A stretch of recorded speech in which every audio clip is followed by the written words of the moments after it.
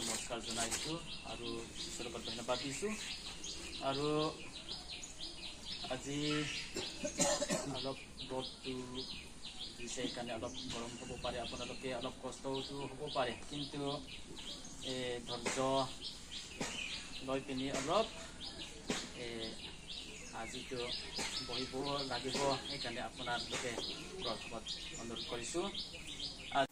মইতো অসমীয়াটো ইমান স্পষ্টকৈ ক'ব নোৱাৰে, সেইটো কাৰণে 15 মিনিটটো মোৰ কাৰণে অলপ মানে কম হয়। মোৰ অসমীয়াটো পটপট ক'ব নোৱাৰে, এইটো একদম এদিন আগত আমি যাব। মানে ঈশ্বৰে মানুহ সৃষ্টি মাটিৰ পৰা সৃষ্টি কৰা ঈশ্বৰে কি কথা কৈছিলে আদাম লগত, মাটিৰ লগত যাব। ঈশ্বৰৰ কথাটো আজি দিনলৈকে যিমান এই পৃথিৱীত মানুহ আছে, এই মানুহে মাটিৰ লগত যাব লাগে ঈশ্বৰৰ কথা মাতি এইটো কাৰণে আৰু ইয়াৰ পৃথিৱীত আমি যে থাকোঁতে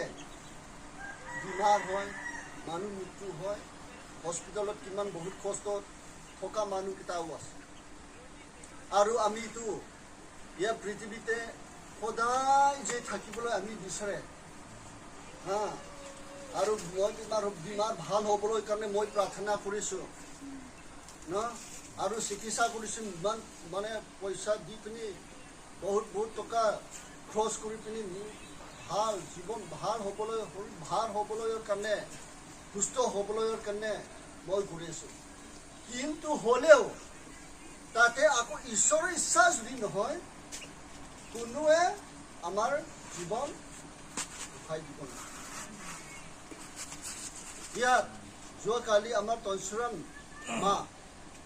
আগতে পেৰালাইজ আছে ধেমাজি থাকোঁতেও তাৰ দেউতাটো কিবা হৈছিলে আমিও ডিব্ৰুগড়ত লৈ গৈছিলোঁ চিভিল হস্পিটেলত লৈ গৈছিলোঁ তাৰ পৰা আকৌ ইয়াত আহিছোঁ বৰষুণ দিনত এনেকুৱা বহুত হয় আৰু তাৰপিছত মাটো এনেকুৱা হৈ গ'ল কিমান মানে চিকিৎসা কৰিছে ট্ৰিটমেণ্ট দি আছে ডাক্তৰৰ লগত দেখুৱাইছে মেডিচিন দিছে হ'লেও ঈশ্বৰ ইচ্ছা যদি নহ'লে যিমান ধনী মানুহ লাখ লাখ টকা খৰচ কৰিলেও আমাৰ জীৱন ঈশ্বৰে এইটো মোৰ সন্তানটো আজিৰ পৰা মোৰ ওচৰলৈ আকৌ থাকিব লাগে বুলি ক'লে ঈশ্বৰৰ কথা আমি কিবা বন্ধ কৰিব নোৱাৰোঁ এটা আগতেও মই কৈ থাকোঁ কেতিয়াবা একটা বাগান ফুল বাগান মালিকে বনাইছিলে না মালিকে ফুল বাগান বনাইছে ফুলত মানে সবচে ধুনীয়া মানে মাজতে সবচে ধুনীয়া ফুল একটা থাকিছিলে তেতিয়া এইটো ফুলটো সদায় দিন ৰাতিপুৱা ৰাতি দুপৰীয়া মানে ফুল বাগান ডিউটিজন মানুহে পানীটো দি থাকে আৰু ইহঁতৰ কিবা অলপ বেয়া হ'লে মানে মেডিচিন দিয়ে চাফা কৰি তাত দি থাকে ভাল হ'বলৈ কিমান ধুনীয়া ফুল ফুলিবলৈ কাৰণে চোৱা চিতা কৰি আছে কিন্তু একদিন আকৌ মালিকটো আহি ডাঙৰ মানে সবচে ধুনীয়া মাজত ফুলটো সি ছিঙি ল'লে ছিঙি লৈ পিনি তাৰ মালিকৰ বিচনাৰ ওপৰতে ৰাখিছে তাত ফুল বাগান মানে চোৱা চিতা কৰা মানুহজন যেতিয়া পানী দিবলৈ আহিতে ফুল সবচে ধুনীয়াটো নাপালে আৰু ৰ'দ কেনেকুৱা হৈ আছে কি হ'ল কিমান মই ৰাতিপুৱা গধূলি সদায় মই পানী দি আছোঁ ফুল ফুলিবলৈ ধুনীয়াকৈ এতিয়া ধুনীয়া সময়তে আকৌ যে কোনে ছিঙি দিলে কোনে বেয়া কৰি দিছে মোক মালিকে যদি জানিলে মোক বেয়া পাব বুলি একদম বয়তে সি কান্দি আছে কান্দি আৰু ফুলটো আকৌ চকুত ওলাই থাকে ইমান ধুনীয়া ফুলটো এনেকুৱা বুলি একদম কান্দি থাকে তাৰপিছত কি হয় যেতিয়া মালিকটো যে ফুল বাগান চোৱা চিতা কৰা মানুহজনে যেতিয়া পানী আৰু চাহ দিবলৈ যাওঁতে মালিকৰ বিচনাৰ ওপৰতে ফুলটো ধুনীয়াকৈ ৰাখিছে দেখি পিনি মালিক লগতে মালিক ছাৰ এইটো ফুলটোহে মই বিচাৰিছোঁ তাত সবচে ধুনীয়া আছিলে ফুল বাগানত কিনে ছিঙি আছিল ইমান ধুনীয়া আছিলে বুলি কৈ মালিকে কি কৈছিলে ফুল বাগান মালিকটো কোন হয় ফুল বাগান মালিকটো কোন হয় এই চোৱা চিতা কৰা মানুহজনে কৈছিলে প্ৰভু তুমি তোমাৰহে মালিক তেতিয়াহ'লে যিকোনো ফুলটো মই ছিঙিবলৈ নাপায় নেকি পাইছে তেতিয়াহে চোৱা চিতা কৰা মানুহজনে কি হৈছিলে তেতিয়াহ'লে মালিকে ছিঙিছে মালিক কথাইহে বুলি তাৰ চকু পানী মানে মন যিটো বেয়া দুখ পোৱাটো মানে বন্ধ কৰি দিয়ে এইটো কি কাৰণে মই কৈছিলোঁ পৃথিৱীত যিমান মানুহকেইটা আছে ঈশ্বৰৰ সন্তান মানুহকেইটা ঈশ্বৰৰ চকুৰ পৰা ফুল আমি হয় বাইবলতো লিখা আছে 7 নম্বৰত মানে ফুলৰ মানে এক্সাম্পলৰ কাৰণে আমাক কৈ আছে ফুলটো কেতিয়াবা মানে ফুল ফুলি আছে, কুঁৱলী মৰি আছে। আমাৰ জীৱনো ইমান ছুটি হয় এনেকুৱা, এক ফটককৈ ফুলিব আকৌ মৰি যাব, ঠিক তেনেকুৱা হৈ আছে আমাৰ জীৱন। এইটো কাৰণে ফুল মালিকৰ যেতিয়া ছিঙিবলৈ মন আছে সি ছিঙিব। আমাৰ মালিকটো ঈশ্বৰ। আমাৰ মালিকে যিজনে তাৰ ওচৰত থাকিবলৈ ভাল পায় লৈ যাব পাৰে। এইটো কাৰণে ইয়াত ফুল চোৱা চিতা কৰা মানুহজনে সদায় ফুলটো ধুনীয়া ফুল ফুলিবলৈ কাৰণে, ভাল হ'বলৈ কাৰণে পানী দি আছে, মেডিচিন দি আছে। ঠিক তেনেকা আমিও চিকিৎসা দি আছে, মানে মেডিচিন দি আছে ভাল হ'বলৈ কাৰণে। কিন্তু হ'লেও ঈশ্বৰে সময় হ'ল, এতিয়া মই ছিঙি মোৰ ওচৰলৈ থাকিব এনেকা বুলি ক'লে আমি একো ক'ব নোৱাৰোঁ। এইটো কাৰণে আজি ইয়াত সিহঁতৰ পৰিয়ালো অলপ মই এনকাৰেজ কৰিবলৈ যিটো মই বিচাৰি আছে, আমাৰ মা তহঁতৰ মাটো এতিয়া মাটিৰ পৰা সৃষ্টি কৰা মানুহজন মাটিৰ লগত যাবগে। আত্মাটো যে যিজনে ছিঙিছে আমাৰ মালিক ঈশ্বৰৰ লগত আছে। একদিন আকৌ তাতে আমি লগ পামগে। এইটো সকলো ইয়াত উপস্থিত হৈ আছে। মই দুখ পাব নালাগে, বেয়া পাব নালাগে, কিন্তু যে আমি বিচাৰিব লাগিব যে তাতে কেনেকা মই লগ পাম। ইয়াত পৃথিৱীত মই যে থাকোঁতে ঈশ্বৰৰ লগতে যে মই মোৰ মা দেউতাকেইটা মই কেনেকা লগ পাম বুলি চিন্তা কৰি পিনি ঈশ্বৰৰ বিশ্বাসতে সদায় আমি গৈ থাকিব লাগিব। এইটো কাৰণে ক'বলগীয়া বহুত আছে, কিন্তু মই অলপ ছুটিকৈ ক'বলৈ মই যিটো বিচাৰি আছে ইয়াত থিছালনিকিয়াটো আমি যদি চাম 4 অধ্যায় 13 পৰা মই পঢ়িম 17-18লৈকে। ইয়াত কি কৈছে, সেই ভাইবিলাক পৈত্যকাহীন অন্য লোকৰ নিচিনা তোমালোকে যেন উপাতো নোহোৱা। সেইকাৰণে নিন্দিত লোকৰ বিষয়ে তোমালোক নজনাকৈ থকা আমাৰ ইচ্ছা নাই। কিয়নো যীশু মৰি পুনৰাই উঠিল, ইয়াক যদি আমি বিশ্বাস কৰোঁ তেন্তে জানো যে ঈশ্বৰে যীশুৰ আশ্ৰয়ত নিন্দিত হোৱা লোকবিলাক এইদৰে লগলৈ যাব। সেইকাৰণে প্ৰভুৰ বাক্যৰ দ্বাৰা আমি তোমালোকক এই কথা কৈছোঁ, আমি যিমান জীৱিত লোক প্ৰভু আগমনলৈকে অৱশিষ্ট থাকিম, আমি এই নিন্দিত লোকবিলাকতকৈ কোনোমতে আগ নহ'ম। কাৰণ জয়দানৱী প্ৰধান স্বৰ্গদূতৰ মাত আৰু ঈশ্বৰৰ তুৰী বাদ্যৰে সৈতে প্ৰভু নিজেই স্বৰ্গৰ পৰা নামি আহিব, আৰু খ্ৰীষ্টত আশ্ৰয়ত মৰা লোকবিলাকে প্ৰথমে উঠিব। তাৰ পিছত আমি জীৱিত থকা অৱশিষ্ট লোকবিলাকে আকাশত প্ৰভু লগ ল'বলৈ তেওঁবিলাকে সৈতে মেঘৰথত তুলি নিয়া হ'ম, আৰু সেইদৰে আমি সদায় প্ৰভুৰ সংগী হ'ম। এতেকে সেইবোৰৰ কথাৰ দ্বাৰা তোমালোক পৰস্পৰক আলোচনা শিকা। আমেন। মই প্ৰাৰ্থনা কৰিলোঁ মহান দয়ালু পিতা প্ৰভু যি হোৱা সেই মুহূৰ্তত তোমাক ধন্যবাদ দিছোঁ, সেই সুন্দৰ সময় সুন্দৰ মুহূৰ্তৰ কাৰণে। বিশেষকৈ প্ৰভু তোমাৰ মৰম তোমাৰ দয়া যে আমাৰ লগত আছে সেই কথা আমি ইয়াতেই প্ৰমাণ পাইছোঁ। যোৱা যি দিন অতিক্ৰম কৰি আজি নতুন দিন, সেই আজি বিশেষ প্ৰগ্ৰাম প্ৰভু তোমাৰ ৰেৱা তেজেৰে যি সন্তান তোমাৰ মনোনীত দাগ আজি ইয়াত উপস্থিত হৈ পেলাই তোমাক গৌৰৱ প্ৰশংসা পিতা ঈশ্বৰ তুমি আমাৰ সহায় কৰাৰ কাৰণে আৰু যি বাক্য প্ৰভু এতিয়া আমি আলোচনা কৰিম প্ৰভু এইটো তোমাৰ পৰা হয় আমাৰ পৰা নহয় প্ৰভু আমি সকলোৱে সেই কথা বুজি আমাৰ ভিতৰতে আশা কৰি স্নান কৰোঁতা মৃত্যুৰ পৰা যি উঠা প্ৰভু যীশু খ্ৰীষ্টৰ নামত জবে লিখাটো ইয়াত আকৌ থিছালনিকিয়াত আমি পোৱা যায়। ইয়াত কি কৈছে, মানুহ মৰে আৰু কিয় পায় বুলি কৈছে।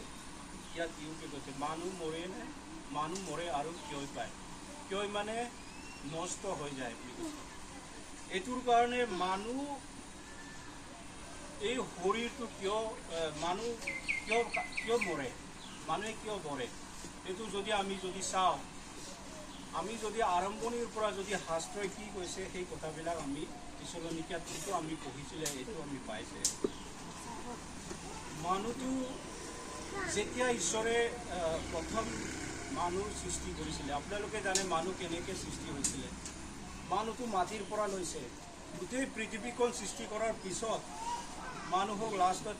সৃষ্টি কৰিছে মাটিৰ পৰা আৰু যেতিয়া মাটিৰ পৰা সৃষ্টি কৰিছে তেতিয়া মানুহটো কি আছিলে জীৱন অতনি ছাৰে কৈছে ময়ে জীৱন আৰু পুনৰুত্থান যীশু খ্ৰীষ্টই সেই কথাটো কিয় কৈছে ময়ে জীৱন যেতিয়া মাটি হৈছিলে মাটিহে লৈছিলে আগতে মানুহটো মাটিহে আছিলে যেতিয়া ইয়াৰ পৰা স্পিৰিটটো সোমাই গ'ল তেতিয়া মানুহটো মাটি আছিলে কিন্তু জীয়া মানুহ হৈ গ'ল এইটো কাৰণে যীশুৱে কৈছে ময়ে জীৱন মইহে এইটো মাটিটোৰ জীৱন জীয়াবলৈ দিছিলে এইটো কাৰণে ই নিজে কৈছে জীৱন মোৰ পৰাহে হৈছিলে আদামটোক যেতিয়া তেওঁৰ যিটো স্পিৰিটটো ওলাই গ'ল মুখৰ পৰা তেওঁৰ যিটো পৰা নিশ্বাসিত যিটো জীৱিত বাক্য যিটো পবিত্ৰ স্পিৰিটটো হলি স্পিৰিটটো যেতিয়া সোমাই গ'ল তেতিয়া সি জীয়া মানুহ হৈ গ'ল আৰু সেই মানুহটো যেতিয়া ঈশ্বৰে সৃষ্টি কৰিছিলে তেতিয়া পৃথিৱীত মৰা নাছিলে মানুহে তেতিয়া কিয় হৈ নাপায়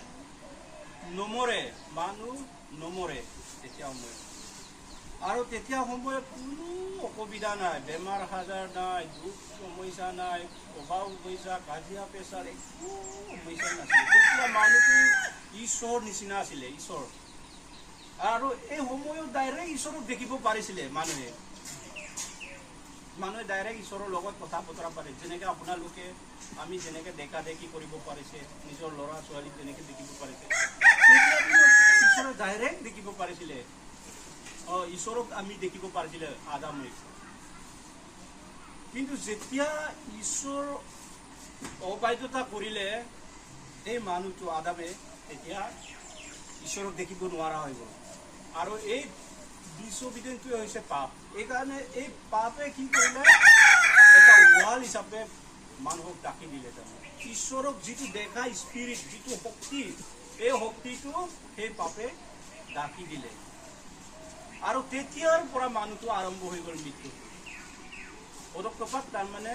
টানিয়ে চিনামে আংকা আগতো চিবাঙাই টানিয়ে অকো চিন্তা মাঙাই কিয় নাপায় নমৰে টানিয়ে যেতিয়া সেই যিটো ঈশ্বৰৰ কথাটো নুশুনিলে তেতিয়াৰ পৰা মানুহটো কি হৈ গ'ল মৰাটো আৰম্ভ হৈ গ'ল আৰু তেতিয়াৰ পৰা আৰম্ভ হৈ এতিয়ালৈকে মৰি আছে এইটো এটা কি হ'ব এইটো এটা নিয়তিৰ এইটো এটা কি হ'ব বুলি কৈছে এইটো বিধান হৈ গ'ল এইটো নিয়ম হৈ গ'ল কোনো তাৰ পৰা হাৰিব নোৱাৰে কোনো মানুহে হাৰিব নোৱাৰে তাৰ পৰা এইটো ঈশ্বৰৰ বিধানত সোমাই গ'ল এইটোৰ কাৰণে ইয়াত ইউপে কি কৈছে যেতিয়া মানুহ মৰে আৰু কিয় পাব আৰু কি বুলি কৈছে ইয়াত তেনেকৈ মানুহ শুলে নুঠে আৰু যেনেকৈ জলাশয় এই পানীবিলাক যেতিয়া ৰ'দ দি যেতিয়া শুকাই যাব আইন কাটি কৰালি মাহত শুকাই যাব তেতিয়া বাৰিষা কালত নদীৰ একো পানীৰে ফুল হৈ থাকে যেতিয়া বাৰিষা কৰালি হ'ব নৱেম্বৰ ডিচেম্বৰ আহিব তেতিয়া চব শুকাই যাব ঠিক তেনেদৰে কি কৈছে মানুহ যেতিয়া শুব আমাৰ বাইবেলে মৰা বুলি কোৱা নাই আপুনি যদি চাই এতিয়া মই পিছলৈকে চাইছিলে নিন্দিত লোকৰ বিষয়ে নিন্দিত লোক নিন্দিত মানে ইউপ্লাদুম শুই আছে ইয়াত অল্ড টেষ্টামেণ্ট জবো এই কৰোঁতে কৈছে মানুহ শুলে আৰু নুঠে আৰু যে কেতিয়া সুধিব ইয়াত উঠাৰ কথাও কৈছে যেতিয়া মানুহ মৰিব আমি মৰাটোহে এতিয়া শব্দটো ব্যৱহাৰ কৰিম তেতিয়া আমি চিম্পুলকৈ আমি বুজিব তেতিয়া আমি এতিয়া মৰিছোঁ সেইটো নুঠে আৰু কেতিয়া উঠিব ইয়াত বাইবেলে কি কৈছে আকাশমণ্ডল লুপ্ত নহয় মানে তেওঁবিলাকৰ হাৰ নাপায় আকাশমণ্ডল কেতিয়া লুপ্ত হ'ব এই কথাটো আপোনালোকে জানে যেতিয়া যীশু খ্ৰীষ্টই আহিব যেতিয়া যীশু খ্ৰীষ্টই নিজে পৰাক্ৰম শক্তি নিজৰ পৰাক্ৰম শক্তিৰ যোগেদি যেতিয়া তেওঁ আহিব দ্বিতীয় আগমন হ'ব যেতিয়া ৰেপচাৰ হ'ব তেতিয়া কিমান জীৱিত হওক অজীৱিত হওক মৰাই হওক জীয়াই হওক চব ঈশ্বৰে উপায় লৈ যাব সেই কথাহে কৈছে কি বুলি কৈছে যেতিয়ালৈকে কি বুলি কৈছে আকাশমণ্ডল গুচি নাযায় এই পৃথিৱীখন যেতিয়ালৈকে শেষ নহয় যেতিয়ালৈকে গুচি নাযাব তেতিয়ালৈকে তেওঁলোকক জগোৱা নহয় আৰু যেতিয়া ঈশ্বৰে জগোৱা হ'ব কি বুলি কৈছে আৰু তেওঁবিলাকক নিন্দিতৰ পৰা জগোৱা নহয় যেতিয়ালৈকে শেষ নহয় যেতিয়ালৈকে পৃথিৱীখন শেষ নহয় তেতিয়ালৈকে তেওঁবিলাকক জগোৱা নহয় আৰু যেতিয়া শেষ হ'ব তেতিয়া চবক মাতিব যিমান ইয়াত মানুহ আছে যিমান জীৱিতেই হওক অজীৱিতেই হওক যেতিয়া যীশুখ্ৰীষ্ট পৃথিৱীলৈ আহিব তেতিয়া চন্দ্ৰ সূৰ্য যিমান পৃথিৱীত শেষ হৈ যাব আৰু যিমান মৰা মানুহ আছিলে বিশ্বাসীয়ে হওক নন বিশ্বাসীয়ে হওক চব উঠি যাব ৰেপচাৰ হ'ব আৰু জীয়া মানুহবিলাকে জীয়াই জীয়াই ট্ৰান্সফৰ্ম হৈ যাব ট্ৰান্সফৰ্ম মানে আমাৰ সেই বডিটো তাত যাব নোৱাৰে এই বডিটো গুচি যাব আৰু তেতিয়া কিবা এইটো কি বুলি কয় গৌৰৱময় শৰীৰ হ'ব তাৰমানে যিটো শৰীৰ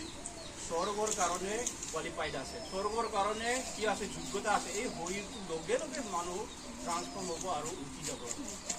তেতিয়া সেইকাৰণে ইয়াত অপষ্টোল পৌলে থিছালনিকা ভাইবিলাকক কি কৈছে খ্ৰীষ্টৰ আশ্ৰয়ত মৰা লোকবিলাকে প্ৰথমে উঠিব ইয়াত কি কৈছে খ্ৰীষ্টৰ আশ্ৰয়ত মৰা লোকবিলাকে প্ৰথমে উঠিব যিবিলাকে যীশুখ্ৰীষ্টক বিশ্বাস কৰি পেলাই মৰি গৈছে যিবিলাক যীশুখ্ৰীষ্টক গ্ৰহণ কৰি পেলাই মৰি গৈছে সেইবিলাকেহে প্ৰথমে উঠিব আমি জীয়াই থকাতকৈ ইহঁতে আগত উঠিব বুলি কৈছে তাৰ পিছত কি কৈছে